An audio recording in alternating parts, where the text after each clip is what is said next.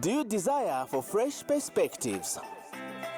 Are you ready to be a leader who shapes the future, not just reacts to it? Then buckle up, because the Thought Leadership Program is here. This dynamic program is the ultimate convergence point for industry experts, visionaries, and trailblazers. Each week, we bring you the thought leaders who are pushing boundaries and redefining what's possible. You will hear cut-edging insights, groundbreaking ideas, and practical strategies that will propel you forward. The Thought Leadership Program is where the future takes shape. Let the power of ideas propel you forward. Welcome to a space where thoughts lead, leaders inspire. The Thought Leadership Program, TLP, aims to amplify voices of thought leaders to drive positive change across business, government, and development sectors. Don't miss out on this incredible opportunity to learn from the best and become a leader who makes a difference. Tune in to the Thought Leadership Program on Money FM 93.7 every Wednesday at 9 hours. Visit our website at prs.org.zm for more information and subscribe to our podcast. Be the leader, be the future, be part of the program. This is PRS and Money FM, reminding you to think outside the box. Good morning and welcome to this Wednesday's edition of the Thought Leadership Program. My name is Natasha Chilundika. I'm your host, and I'm excited that we're going to be speaking about climate change today, because we've all seen the impacts of climate change in our lives. The load shedding, the drought, the food security issues. So it's very exciting. As you're all aware, Zambia stands at a critical juncture. So the impacts of climate change are no longer a distant threat. These are things, the impacts of climate change are things that we are seeing in our everyday lives. They are impacting our farms, it's impacting our power grid. Climate change is impacting the livelihoods of Zambians across the nation. So the key question is, how can we mitigate these risks? And also, how do we unlock financial opportunities and other opportunities as a result of the challenges that climate change is bringing? We also have to look at what are the economic and social impacts that climate change is having, and how does the shift in the financial landscape, how does that shift impact Zambia? But also, how can we as Zambians step up to really, take the mantle and make sure that we are doing what it takes to mitigate the impacts of climate change. So if you've just tuned in, this is the Thought Leadership Program. In short, we call it the TLP, and it's brought to you by PRS 365. PRS 365 is a Zambian consultancy management firm, and we offer three main services. We do research, project management, and innovations tasting. At PRS, we're practical problem solvers. At the core of it, we want to help organizations to find solutions and create impact. Through the Thought Leadership Program, we bring together innovative experts with a passion to solve day-to-day challenges that Zambia and Africa is facing. The TLP is anchored on expertise, innovation, passion, and courage. And today, we're hosting Lydia Chibambo on the TLP, and we will be discussing financing the future, climate action and sustainability. That's the title of the topic that we're discussing today. Lydia, good morning and welcome to the TLP. Good morning. Thank you very much. Okay, we're very excited to have you. This is a critical topic, because everything that we're doing now is being impacted by climate change. So before we dive into the topic of discussion, we just want to know a little bit more about who Lydia is, what work you do, and how you have come to find yourself in the climate change space. All right, thank you. Just a brief background of myself. I always say I'm a very simple woman, and having now 20 years working in teams of in civil society organizations. Okay. And I've worked really coming from the community work in terms of working with communities, rural communities. Mm-hmm. And I have a background in social work, as well as teaching teams of geography. Okay. And currently I'm pursuing environmental engineering. Great. So that is proof of my academic. And with profession, as I've mentioned, I've really worked through community level as a field officer in working with communities around sexual reproductive health. And from there I moved to work in the early childhood sector with organizations that were focusing on early childhood education for Zambia, and then that's when I moved now to the environment sector. Okay. Since 2012, and currently I'm with Zambia Climate Change Network. I joined the institution in 2019 as a program officer, and currently I'm the national coordinator. Okay. So really I've risen through different ranks, and I think providing that skill set, but also the knowledge for the past 20 years. And so currently, as an organization, we are a network of other civil society organizations that are working in climate change. Okay. And currently, I'm coordinating about 50 member organizations across the country. Wow. And really, it's about providing also insight in terms of our policy landscape in climate change and environment for this country. And also a lot of advocacy and lobbying that we do with our government in terms of looking at, we have good policies that are speaking to building resilience for this country. And I also sit also in different organizational boards. I sit also in the Biofuels Association of Zambia, also where we're looking at also alternative energy sources. So briefly, that's a bit of my background. Okay. And this network, if an organization is working in climate change and they're asking themselves, oh, maybe I haven't heard about this network. So maybe just before we go into the topic, just say a little bit about what the network does and how people can be, the organizations, because it's organizations that have to be part of the network. They can be part of the network, yeah. Yes.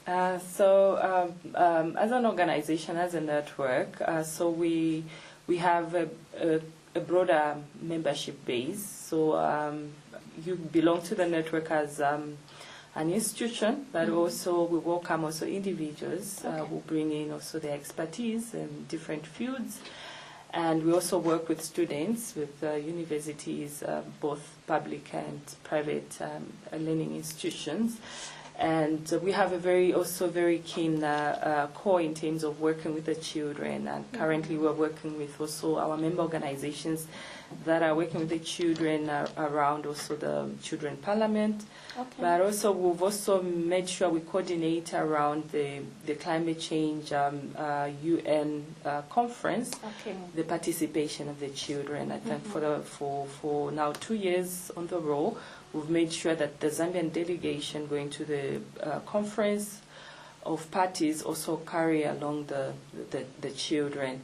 So those are some of the aspects that we work on.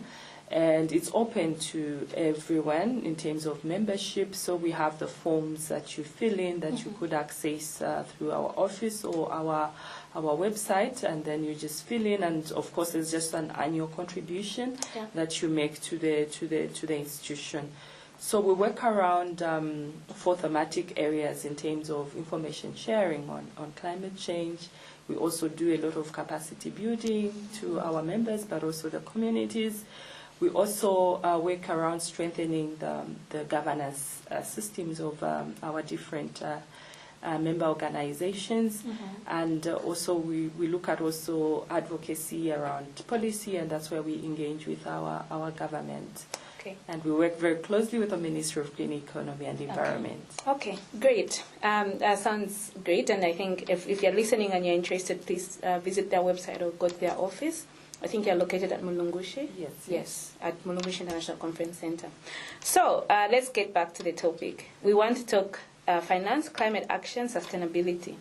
So climate action is a term we hear very often, and sometimes people may not know exactly what it means or exactly what we're talking about. So, and in the Zambian context, so maybe you can just tell us what climate action is and how it looks like in the Zambian context. Okay, thank you. So from the word itself, when we talk of climate action, so we're looking at action that is something that you are doing. So when we're talking of climate action, is the activities that are being done.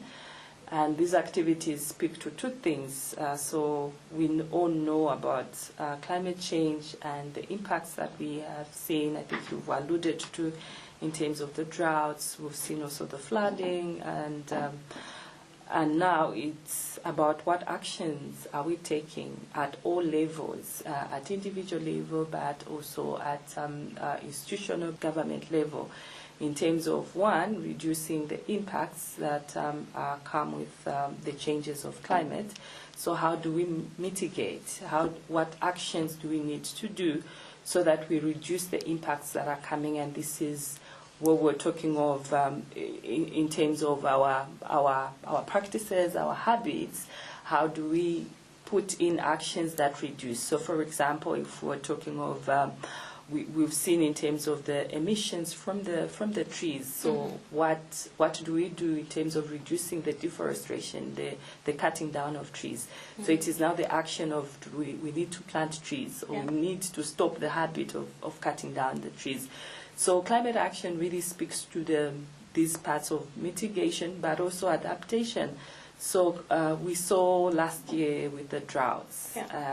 The droughts were there. So how do you still have actions around adaptation? How do you still copy with the situation? So it is where you're looking at also employing other technologies that would still make you copy with the situation or adapt to the situation. So really, when we talk of climate action, it really speaks to both the mitigation aspect and also the adaptation aspect. Okay. All right. And maybe just also define mitigation and adaptation. Just because, when you're in the sector, you understand these things, but if you're a lay person and you're listening, you're like, okay, so what is mitigation and what is adaptation? Yes. So when we're talking of climate mitigation, so mitigation is really where you're speaking to reducing the impacts of climate change. So these impacts come usually due to our human activities. Of course, we have the changes that come due to just the natural phenomenon. I think those of us that were in school, I think, were learning on what climate is. Like it's a change of the atmospheric condition in a period of time, and that takes the natural phenomenon that it will change probably in 25, 30 years. And also now these changes currently we've noticed, and also scientists have noticed that the changes are quite rampant. They are not taking the 25 years that we would talk of, like a long period of time, but the climatic atmosphere is changing within a short period of time, and very unpredictable. I think even in our Zambian context, we've seen like the weather is really changing. You'd think you're in the cold season, but then the temperatures will be quite high. And this has been due to also the human-induced activities that have increased in terms of carbon emissions that is going in the atmosphere. So with this now, it is where now we have to mitigate, we have to reduce in terms of the amounts of greenhouse gas emissions, and these, we're talking of the carbon dioxide, the methane, and the nitrous oxide, which are very harmful in the atmosphere. So how do we mitigate? What actions do we do so that we don't release so much of these greenhouse gases? So that is the mitigation. Okay. And then adaptation is now, the impacts have come. We've seen the rise in temperatures, we've seen the droughts, we've seen also the flooding, the increase. And what we can speak more, I think, where every Zambian is really attesting to, is the increase in temperatures. I think everyone would say, no, it wasn't getting this hot. October really is like very hot. The temperatures are really getting very high. So in this now, how do we cope? What mechanisms do we do? And this is where we're talking of technologies that would, the temperatures are high, but how do we make it cooler? And also you look at also planting trees so that you have more shade, you have more trees that are going to absorb now the greenhouse gas emissions. Yeah. So adaptation is now really how do we cope with the situation. Yeah. You know, how do we switch to more cleaner energy instead of using fuel? We use solar. How do farmers make sure that they are more green in growing crops and so on? So I think that's what we mean when we say mitigation and adaptation. Okay. So thank you. I think that gives us a good introduction. We're going to take a short break. So please stay tuned, because after that we are now going to get into the topic of financing the future and what it means given the precarious situation in the global financing landscape. Yes. So stay tuned to the TLP. Do you desire for fresh perspectives? Are you ready to be a leader who shapes the future, not just reacts to it? Then buckle up, because the Thought Leadership Program is here. This dynamic program is the ultimate convergence point for industry experts, visionaries, and trailblazers. Each week, we bring you the thought leaders who are pushing boundaries and redefining what's possible. You will hear cut-edging insights, groundbreaking ideas, and practical strategies that will propel you forward. The Thought Leadership Program is where the future takes shape. Let the power of ideas propel you forward. Welcome to a space where thoughts lead, leaders inspire. The Thought Leadership Program, TLP, aims to amplify voices of thought leaders to drive positive change across business, government, and development sectors. Don't miss out on this incredible opportunity to learn from the best and become a leader who makes a difference. Tune in to the Thought Leadership Program on Money FM 93.7 every Wednesday at 9 hours. Visit our website at prs.org.zm for more information and subscribe to our podcast. Be the leader, be the future, be part of the program. This is PRS and Money FM, reminding you to think outside the box. Great. If you just joined us, you are listening to the PRS TLP program. And today we are talking to Lydia Chibambo. And the topic of discussion is financing the future, climate action and sustainability. Earlier we were discussing what climate action is and looking at what it means when we say climate mitigation and climate adaptation. And so now we're going to move to the effects of climate change and what can be done in response to these effects. So Lydia, as you have alluded to, Zambia is facing increasing pressure, especially on its ecological areas. So we have issues around settlements, around people, I think, encroaching on the forests, on the game management areas. And these have both environmental and social consequences. So please just give us, I think, an understanding of what are the potential environmental and social consequences that come when people are living in these sensitive ecological areas. All right. Thank you for that. And it's really something that is quite a serious matter. I think we have seen currently, I think, a very practical example in Lusaka, where we've seen settlements that are sitting in very sensitive ecological areas. And as a network, we've been very keen in terms of advocating for better planning for this country. Mm-hmm. We've seen also in terms of people settling in the forest reserves, and there's a way that these ecosystems have a role to play in terms of our environment, and we've been very keen to talk about the Forest Reserve 27 as one of the examples, but of course we've seen in other areas also the encroachments that have been done in terms of these sensitive areas. So these areas, we see that they play a role in terms of, some of them are the wetlands, and the wetlands have a role in terms of purifying our water system, and meaning if you disturb these ecosystems, you are disturbing the whole natural way of our water system in terms of them, the way they purify the water. So there's a way that nature itself manages and cleans up the water. So you won't even need to use the chemicals to purify the water, but there's a way that the trees would do the purification along the river. So once these are disturbed, it means there's an effect in terms of the river flow, but also the purification of our river system. Mm-hmm. And these are quite issues that we speak to. And we've also seen certain areas that were not even supposed to be areas for settlement mm-hmm. Are being used in terms of settlements. Currently, we've seen the situation in Lusaka's Kanyama area, mm-hmm. which is quite a very rocky topology for Lusaka, where we have houses that are there. And we've seen now with the current rains mm-hmm. that we have flooding now that is mm-hmm. reaching almost the top roof of the houses. And I was going to come to that because, the flooding situation in Lusaka is very bad, and I think it has gotten worse. Is it because, like you're saying, people are sitting in these, water systems and yes. disturbing the flow of nature? Yes. Because, and I think people are also putting pavers, mm-hmm. and this mm-hmm. is really, we are in a fish pond and we're all swimming. Yes, yes. And yeah.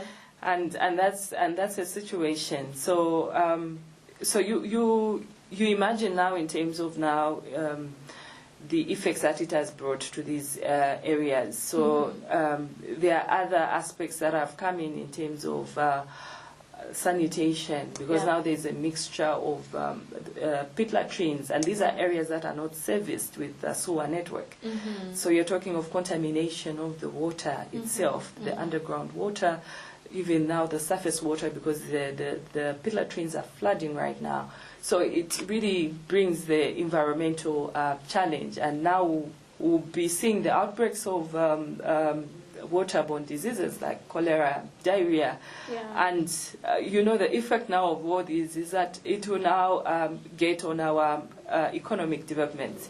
Yeah. What we needed to spend on other things, we have mm-hmm. to spend on these aspects of which we could have prevented if we were very sensitive to our ecological patterns. Because the river or the water has its own natural flow. So when you've blocked it in a way, putting up fences and all that, mm-hmm, that will mm-hmm. still find its way of flowing mm-hmm. back, because they have a way that they do flow.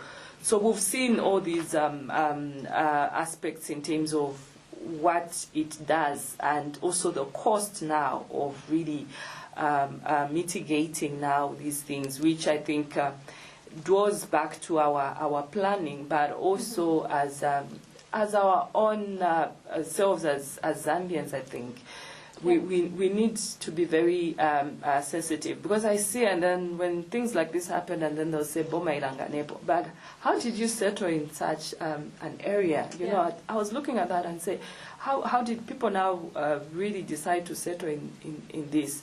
So we've seen in terms of the pressures that are getting to these ecosystems, and now the downstream effects. We've seen also even certain strategic places where we were not supposed to do this. I think we saw the previous rains the other 2 weeks, I think around Unza there, mm-hmm. Around Mandahill Arcades, how flooded the place was, because that's a waterway, and we really needed to be very sensitive where we put up our infrastructure. And when it rains, now it shows you what that area is. So we've really seen all these things that are happening across the country, and unfortunately, especially the big towns like Lusaka, Kitwe, this is really something that is very common, and then we are seeing now the effects. And it's even sad that we are even losing lives with these calamities. Mm-hmm, mm-hmm. Thanks, Lydia. And when we get back to the planning issue, and I think, I don't know how much advocacy the network does, because Lusaka is such a challenge. Mm-hmm. And just recently, I think before this rainy season, we saw the closing of Greatest Road, and drainages were put up at arcades, mm-hmm. but we are not seeing any change. So what is the solution to this? How does the planning, the council and the planning authority come in? And I know that you talked about the role of the people, but what is the solution now? Because this is the challenge that we are seeing, and how do we move forward? Yes, so there's a whole lot of changes that needs to happen in terms of us really finding a solution. So one of it, as you've mentioned, yes, we have had the working of the drainages, and we can even talk of the Bombay drainage. I think that costed also financing also coming from cooperating partners. Yeah. And how now, when you look at it, the question is that really helping us in terms of taking off the waters, draining off the waters so that it doesn't flood. So it takes, you put up infrastructure, but it also takes the attitude of people in terms of their behavior, their practices around that. So we've seen that when it rains again, people will now throw in waste, garbage in those drainages. So meaning, even if you have that infrastructure, it will still get blocked, and you still have the same problem in terms of the flooding. So it really has to be a very comprehensive in terms of the planning, but also the attitude of people, the behavior of people with the infrastructure around. How do we make sure that we don't block these drainages?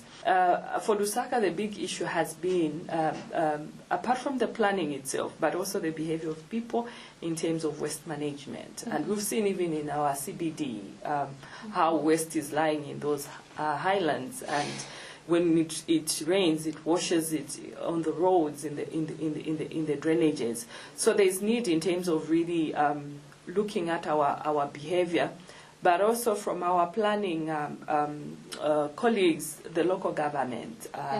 How are they on the ground? So we talk of decentralization, but how decentralized are the structures going to the communities?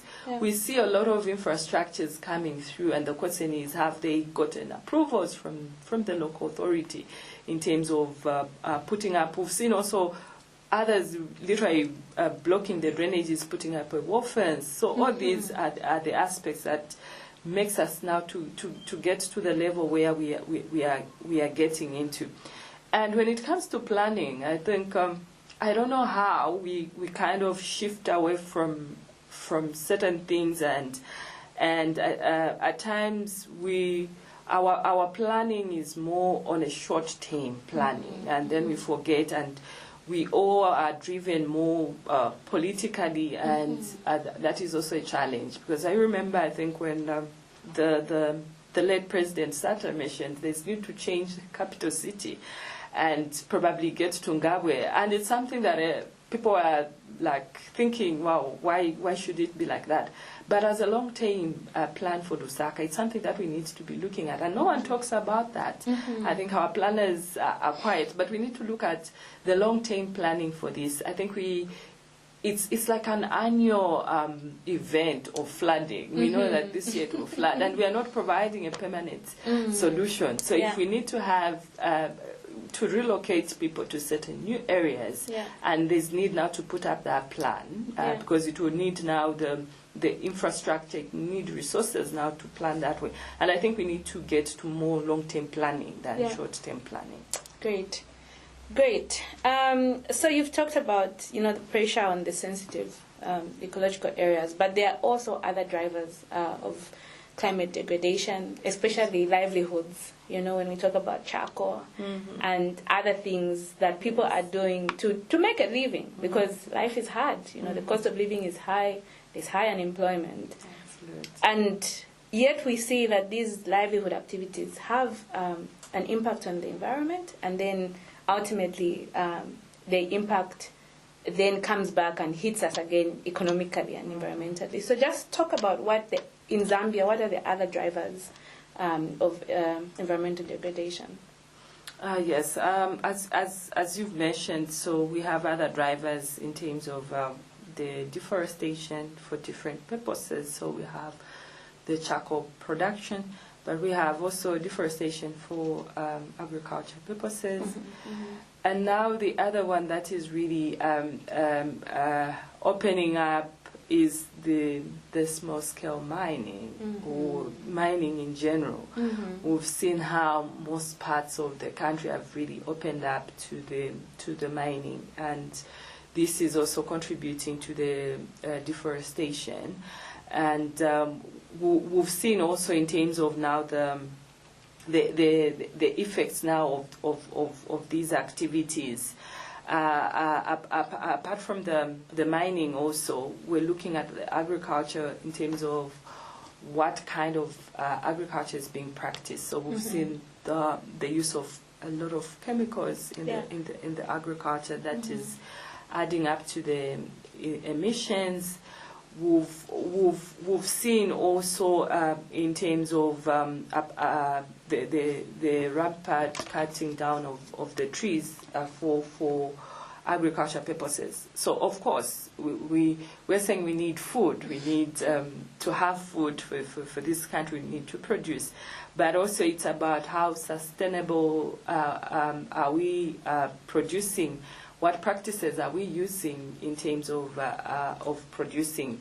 So this is where, as a network, we've been promoting what we call the agroecology aspect of farming, where you could still farm with the trees. You could farm with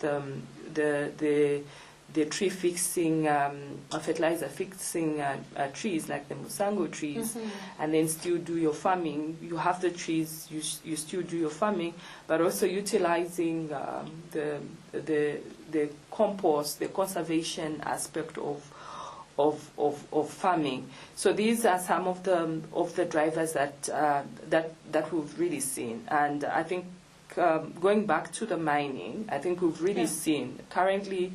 We have a case in the copper belt of the pollution that has happened due to this mining. So if we don't safeguard the environment, and those are some of the effects that would have in terms of the pollution, and the pollution has affected also the biodiversity, the fish there. The biodiversity along the river, we've seen how that is lost. And these are the things at times, you know, you see the gravity of it, because once biodiversity is lost, you cannot compensate it with anything. Once a life is lost, there's no compensation that can value or equivalent to a human life or an animal life. So we see all these drivers that are really getting to damage our environment. You know, the copper belt situation is very bad. It is. And I think it tells you, like you're saying, the gravity of not being conscious of the environmental impacts of whatever it is that you're doing. Because I think if you are following social media, you know, the general hospitals didn't have water. So what are the consequences of that? You know, as a person who is very passionate about maternal and child health, just lack of water, what it means in terms of affecting mothers that are about to have children and you know, people that are in hospital. We saw the closing down of CBU, and you know, we're talking about this is a higher learning institution, and it has impacts on people traveled to CBU to go and learn, and so there are economic impacts. Absolutely. And then we talk about the lives that have been lost, and you know, a friend of mine was saying some of the impacts of that pollution in terms of, you know, it may lead to cancer. Like we may see some of the impacts 10 years, 30 years from now, and yet the way that the whole situation has been treated, and I think the gravity of just making sure that we safeguard, because that was not supposed to happen in the first place, right? Yes. You know, so that could have been prevented in the first place. Yeah. Okay. And I think coming back to this whole and then issue, I think let's talk about how climate change impacts different people, because the impacts are also different. So young people, you know, women, they are vital stakeholders in this climate action and climate change. So, first of all, how does it impact them, and how can we empower them to take action? Because I think sometimes the key thing that people say is that, what can I do? I'm just one person here, living my life, trying to make money, trying to survive in this harsh economy. But how can people get involved? Yeah. Yes.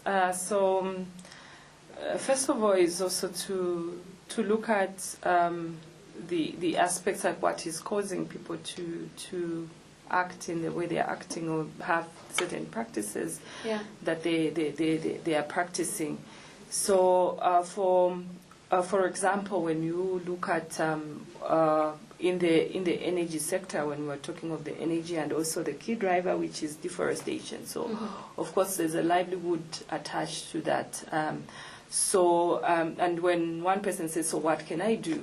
You know, you're talking. I need to change. I need to also be responsible in terms of climate action. So it is where there is an enabling environment in terms of looking at alternatives to these. So the impacts will be different, of course. Like you look at those that are into the production of charcoal, so they are economically, they'll be impacted if they have to switch to another practice. And also, we've seen in terms of the impacts for the women, they are responsible for food security at home. They are responsible to taking care of the children most of the times. So you see that even in the situation that we were just mentioning in terms of the water scarcity, you see that women will be more impacted, because you have now to find ways of at least having water at home.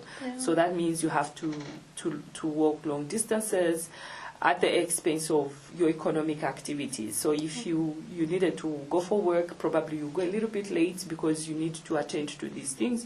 If you are selling, you won't attend to your selling until you find the basic commodity, water, that should be home. So you find that for women, in as much as everyone will be vulnerable, but for the women, the impact will be much higher. Same applies to the children. I always look at the temperatures at times when it's very high, and I'm thinking, what of a baby? How are they feeling? If an adult can feel the heats like that, how about the children? So we see that there are these long-term effects, and then as a child, if you start having these impacts as young as you are, you get to a level where you know, studies have even shown in other countries where temperatures are very high, that it also has effects in the brain development of a child. So this kind of has a long-term effect. We may look at it now, but then the impacts are quite very, very serious, especially for the young ones. But again, the young ones are the ones that we have hope for, in terms of they still have the energies that they could do something, and also the innovations around climate change. So climate change, we really talk about it, but there's very little that speaks to the behavior change. We're just talking of the waste management aspect of it, but then all that starts with the behavior. And for us to look at how people change their behavior, their attitude, it's also to provide alternatives. And then a behavior is also triggered with what you see. And we've seen also that there's need in terms of also our education system really to integrate the aspect of climate change. So it's not about talking about it, but the actual actions. So how's the environment at a school? Are they able to see waste bins there, where now their minds is switched to say any waste should get into a bin? So once you don't see these things, then your behavior will still go back. We've seen also, we're talking even in our CBD, even just most public institutions, it's hard for you to find just a bin where you should throw something. So already we need to provide this atmosphere that would really trigger the behavior change. we saw when COVID came, I think, washing of hands was automatic because everywhere you'd find a hand washing facility. Exactly. And that's what triggers the behavior. So for our young people, we need also to have this environment for them to kind of change, for them to really look at this. And behavior really starts at home. And I think there's need really that these practices start from home, and then they are scaled up at a school system. And from there, then we are going to have the change of behavior really that speaks in terms of being very conscious about our environment. So these have got these triple effects. So you are impacted in this way, but also what are you doing? So I think it causes the mothers are the first teachers, and so when you see that you are highly impacted with the effects of climate change, and women, the core is then what do we do starting at home so that now the impacts are reduced, where we make sure our children get to learn these things. Because if you grow up in a house and then there's charcoal, and of course, the children will know charcoal is something, and it carries on. Yeah. But when they grow up in a home where the practice is different, they are introduced to alternative, they are introduced probably to the LPG, the gas stoves, they are introduced to the biogas, they are introduced to energy efficient cooking, like a brazier that doesn't use so much. So they'll grow up with that. Yeah. So really there's a lot in terms of what we need to do as we are impacted, but also what should we do. So a lot of innovation is needed actually. Yeah. Great. So I think there's a call there from Lydia to say we all need to participate. Yes. You know, we need to educate our children and make sure that we're being an example in terms of waste management, but also energy use and innovation around some of these impacts that are reaching us. But how do we change that to make sure that the upcoming generation is different from us? Yeah. Thanks, Lydia. We'll go for a short break, and then we'll come and close when we come back. Please stay tuned. Do you desire for fresh perspectives? Are you ready to be a leader who shapes the future, not just reacts to it? Then buckle up, because the Thought Leadership Program is here. This dynamic program is the ultimate convergence point for industry experts, visionaries, and trailblazers. Each week, we bring you the thought leaders who are pushing boundaries and redefining what's possible. You will hear cut-edging insights, groundbreaking ideas, and practical strategies that will propel you forward. The Thought Leadership Program is where the future takes shape. Let the power of ideas propel you forward. Welcome to a space where thoughts lead, leaders inspire. The Thought Leadership Program, TLP, aims to amplify voices of thought leaders to drive positive change across business, government, and development sectors. Don't miss out on this incredible opportunity to learn from the best and become a leader who makes a difference. Tune in to the Thought Leadership Program on Money FM 93.7 every Wednesday at 9 hours. Visit our website at prs.org.zm for more information and subscribe to our podcast. Be the leader, be the future, be part of the program. This is PRS and Money FM, reminding you to think outside the box. Great. If you've just joined us, you're listening to the Wednesday edition of the PRS Thought Leadership Program with me, Natasha, and our guest today is Lydia. We are discussing climate change and issues around sustainable financing.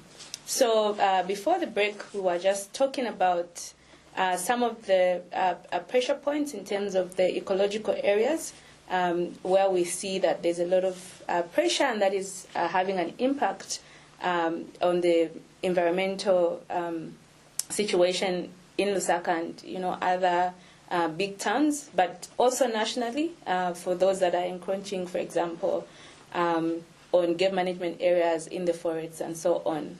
Lydia also talked about the key drivers, where she mentioned, small-scale mining as one of the recent drivers Then we have issues around agriculture, or we have issues around energy, when we talk about, charcoal and so on.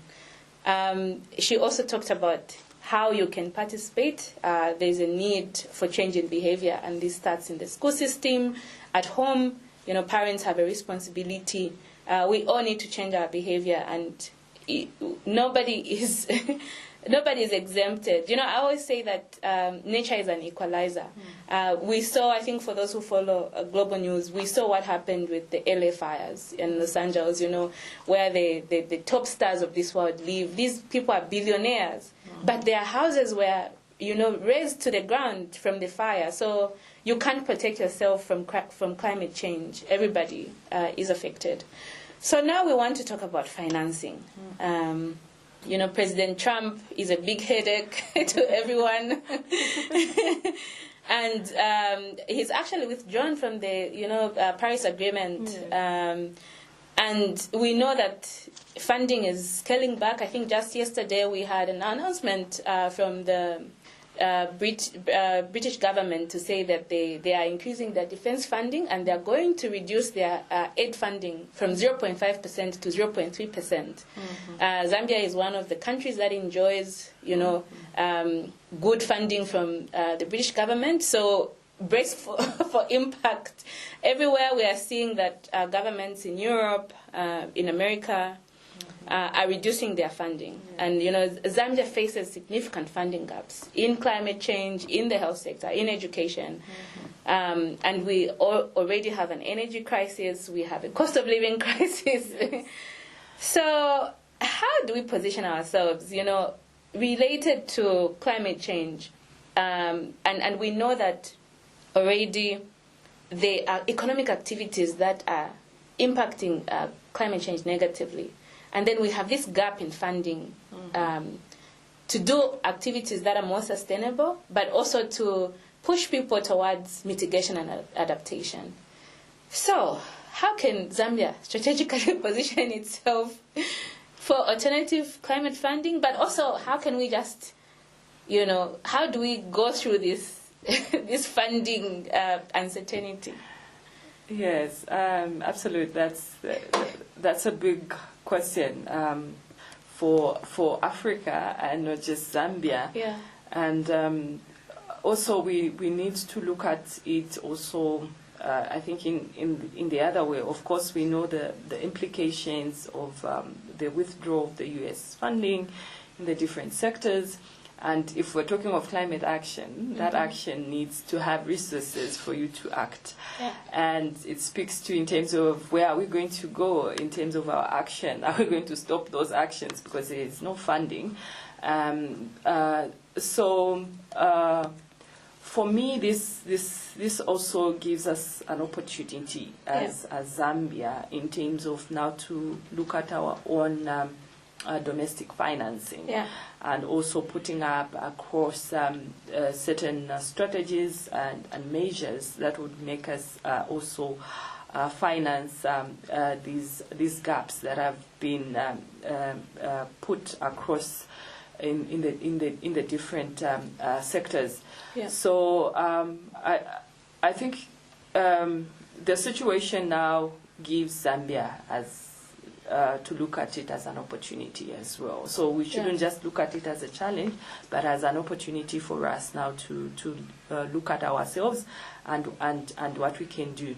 I think I look at Zambia to be 60 years old, and if it was a person, it's a person that is almost nearing retirement, meaning you should have done so much, invested so much, and then you are getting to retirement. So so this is a wake-up call as Zambia at 60. How do we look at our own now financing gap? So we always talk of Zambia endowed with our natural resources. So it goes to how are we going now to manage our natural resources so that we get maximum benefit from our resources and not really look at the outsiders. I think we've seen in terms of now with this financing gap, and I'll talk of also in terms of our national budget. Yes. That really we budget with foreseeing that we'll have cooperating partners that will finance, and then very little of our own domestic financing. So this now puts us in a position to say we need now to put up strategies. Yeah. One of it is around putting up a climate financing basket, a climate fund, that would now speak in terms of from our budgets. How do we put up a percentage that goes to the climate fund? Of course, even with our national budget, what goes for the climate action is really minimal. Like the current budget. Yeah, I wanted to ask you that. Like, how much does 0.8% Wow. into environmental protection? Wow. Okay. And then when you look at all this, all our investments and everything are on the environment. Yeah. So there's need in terms of now putting up deliberate strategy that still plows back in terms of you now having financing that really gets back to the climate change. We know in the past there's been some initiatives of carbon tax, and for us as civil society now is that these taxes now should speak directly to the carbon to the climate action, where we should have this now specific one. We are happy now we have this Climate Change Act, which also comes with the Climate Change Fund. So now it's now developing the strategies that how do we enhance and have the funds that really get directly to speak to the climate action. So we need to be very deliberate, integrate the climate actions in all the sectors, and also having a percentage that comes to the fund. So we know, like, the economic drive of Zambia is the mining sector, and they are the huge polluters. Yes. So why not leverage on this and also speak to really having an allocation that gets to the climate action, and so that we really put up this gap, we fill up this gap. The private sector, it's a time that they need to get into the space as well. So every profit that you make, can you be very cautious? Because, you know, when the situation happened, like the flooding, as you were saying, it's an equalizer. It won't look at this infrastructure to say, no, this is an economic manufacturing company, so we won't flood in here, but it will cut across. So that speaks in terms of all of us now really being cautious, but also all of us contributing to the actions that we need to do. We need a lot of innovations around climate. We're talking of just the energy crisis. We need of technologies that would speak to enhancing this. So it is really being deliberate, having this climate change fund that will speak to both CSOs, the private sector, as well as the government. Wow, this has been such a great discussion, Lydia. And I think just quickly, under 30 seconds, if people want to learn more about what you're doing, how they can participate in the network, where do they find you? Okay, so we are at Lugushi International Conference Center. That's where our offices are in Lusaka. And you could also check us on our Facebook. Great. Thank you so much for joining us. And if you're listening to us, this is the PRS TLP. And as we conclude, please just know that you can join us every Wednesday at 9 a.m. on Money FM. Do you desire for fresh perspectives? Are you ready to be a leader who shapes the future, not just reacts to it? Then buckle up, because the Thought Leadership Program is here. This dynamic program is the ultimate convergence point for industry experts, visionaries, and trailblazers. Each week, we bring you the thought leaders who are pushing boundaries and redefining what's possible. You will hear cut-edging insights, groundbreaking ideas, and practical strategies that will propel you forward. The Thought Leadership Program is where the future takes shape. Let the power of ideas propel you forward. Welcome to a space where thoughts lead. Leaders Inspire. The Thought Leadership Program, TLP, aims to amplify voices of thought leaders to drive positive change across business, government, and development sectors. Don't miss out on this incredible opportunity to learn from the best and become a leader who makes a difference. Tune in to the Thought Leadership Program on Money FM 93.7 every Wednesday at 9 hours. Visit our website at prs.org.zm for more information and subscribe to our podcast. Be the leader, be the future, be part of the program. This is PRS and Money FM reminding you to think outside the box.